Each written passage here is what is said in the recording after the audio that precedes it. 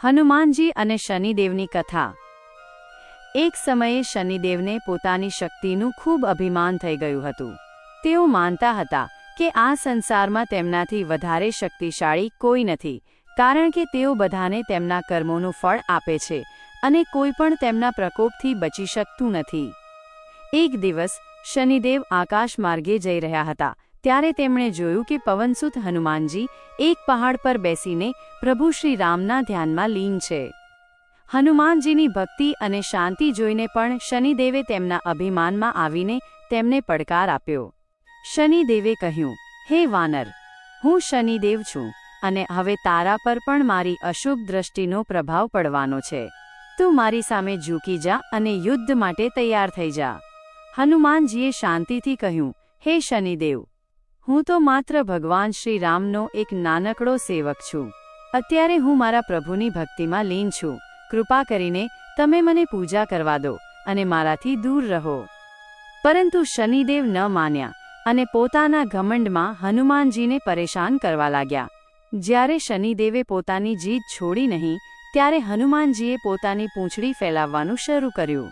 જોતજોતામાં તેમની પૂંછડી એટલી લાંબી થઈ ગઈ કે તેણે શનિદેવને પોતાના બંધનમાં લઈ લીધા। હનુમાનજીએ શનિદેવને પોતાની પૂંછડીમાં બાંધી લીધા અને પથ્થરો પર તથા વૃક્ષો પર પછાડવાનું શરૂ કર્યું। શનિદેવને ભયંકર પીડા થવા લાગી।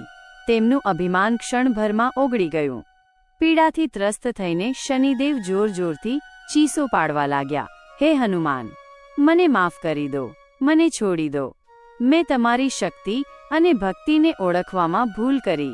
હું વચન આપું છું કે હવેથી હું ક્યારેય શ્રી રામના ભક્તોને પરેશાન નહીં કરું। હનુમાનજી દયાળુ સ્વભાવના હતા।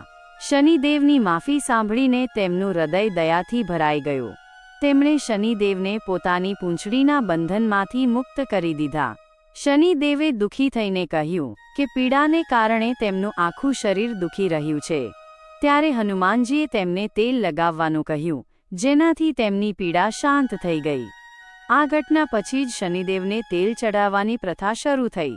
એવું માનવામાં આવે છે કે જે ભક્ત હનુમાનજીની સાચા મનથી પૂજા કરે છે, તેના પર શનિદેવની અશુભ દ્રષ્ટિ પડતી નથી।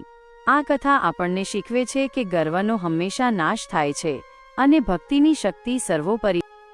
આપ સૌ મિત્રો અને ભક્તોનો આભાર કે તમે કથાને અંત સુધી સાંભળી। જો તમને આ કથા ખરેખર સારી લાગી હોય તો અમારી કથા સ્ટુડિયો ચેનલ સબસ્ક્રાઇબ કરવાનું ભૂલશો નહીં।